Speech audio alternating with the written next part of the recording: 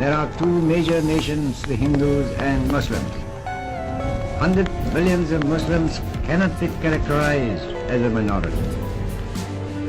We want the division of India into Hindustan and Pakistan because that is the only practical solution. Hindu India and Muslim India must be separated because the two nations are entirely distinct and different.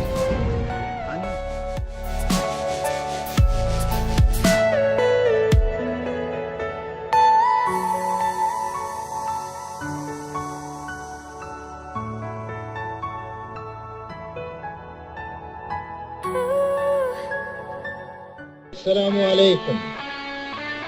Pakistan broadcasting service, हम लाहौर से बोल रहे हैं।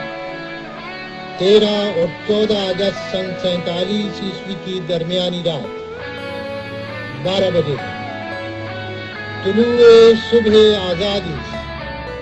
Are you all my personal dreams?